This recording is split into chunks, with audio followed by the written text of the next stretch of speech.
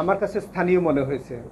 এই ব্যাংকের থেকে যেই ফুটেজটা আমরা পেয়েছি, এটা থেকে ওদেরকে দেখে আমাদের কাছে মনে হয়েছে 5 কিলোমিটার মধ্যেই খুঁজলে পাওয়া যাবে। তো তারপরে আমরা যেটা বললাম যে এই রকম ঘটনা আর কোথায় ঘটেছে, রিসেন্টলি কোথায় কোথায় এরকম ঘটনা ঘটছে সেগুলো সব ফুটেজ সংগ্রহ করো বিভিন্নখান থেকে। তো শ্রীমঙ্গলের ফুটেজটা পাওয়ার পরে আমরা শ্রীমঙ্গলে যে শার্ট ব্যবহার করেছে, শ্রীমঙ্গলে যেরকম বডি ল্যাঙ্গুয়েজ ছিল, যেভাবে ঢুকেছে, যেরকমভাবে ভিতরে ঢুকেছে, এইটা দুইটা আমাদের কাছে মিলে গেল।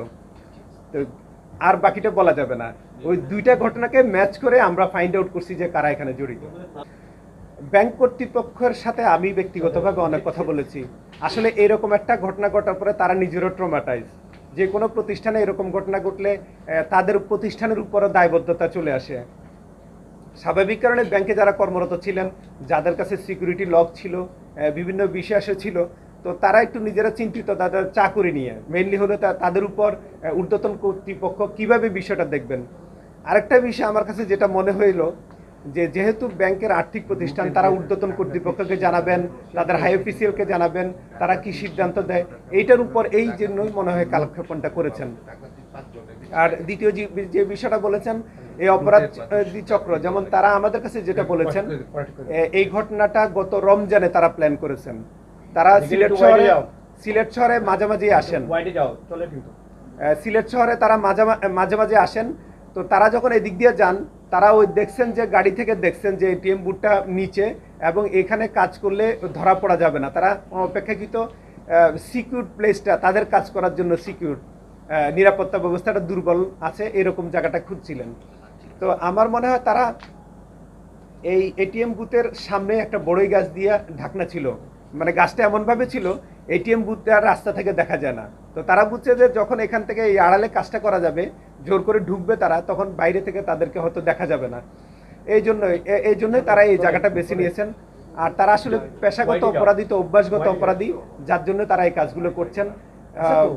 অতি সম্প্রতি তারা ওই রকম কোনো এটিএম বুথের টাকা লুট করেছেন সেরকম কিছু পাওয়া যায়নি। হলো আমরা নিরাপত্তা প্রহরীকে কিন্তু ভালো করে জিজ্ঞাসাবাদ করেছি। হ্যাঁ, তো নিরাপত্তা প্রহরীর আসলে সক্ষমতা এবং বুদ্ধিমত্তার অভাব ছিল আমার যেটা মনে হয়। নিরাপত্তা প্রহরীর ইনভলভমেন্ট ওরকম এখনো আমরা কিছু পাইনি, কারণ তার সিরিয়ার অ্যানালাইসিস করে তাকেও জিজ্ঞাসাবাদ করছি। সে একটু বোকা টাইপের লোক। তা আমাদের দুর্ভাগ্য হলো আমরা যেন সিকিউরিটি গার্ড দেওয়ার সময় বোকা লোকদেরকে নিয়োগ না দিই, আমরা ইন্টেলিজেন্ট লোকটাকে যেন নিয়োগ দিই। তো আর যেটুকু আপনি বললেন, টাকা আসলে ব্যাংকে আমরা জিজ্ঞেস করছি, তারা একটা নির্দিষ্ট সময় অন্তর 30 লাখ টাকা করে ব্যাংকে এটিএম বুথে রাখেন। তো এটা যেদিন ঘটনা ঘটে তার 5 দিন আগে রাখছিলেন, তারা 30 লাখ টাকা রেখেছিলেন। সেখানে বিভিন্ন জন ট্রানজ্যাকশন করে 5.5 লাখ 6 লাখ টাকার মতো নিয়ে গেছেন, বাকি টাকাটা ব্যাংকে ছিল। তো নিরাপত্তা প্রহরীর আসলে কোনো ইনভলভমেন্ট আমাদের দৃষ্টিতে পাওয়া যায় না। 1 2 নম্বর হলো আপনি যে মোটরসাইকেলটার কথা বলছিলেন, এটা শাহিনের মোটরসাইকেল, এটা শামীমের মোটরসাইকেল, সেটা আসলে চোরাই না, তার নিজস্ব।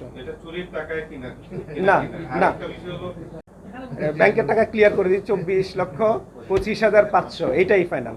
তাদের কাছে জিজ্ঞাসাবাদে শামীমের অ্যাকাউন্টে 4 লাখ টাকা আছে, তার এই অ্যাকাউন্টটা আমরা ফ্রিজ করে দিব, যেহেতু সে স্বীকার করছে যে এটা এখান থেকে যে লুটকৃত টাকা তার অ্যাকাউন্টে রাখা হয়েছে সেটা। তাহলে আমরা 10,08,000 টাকা পাওয়া গেল, আর হলো ব্যাংকে আছে 4 লাখ টাকা।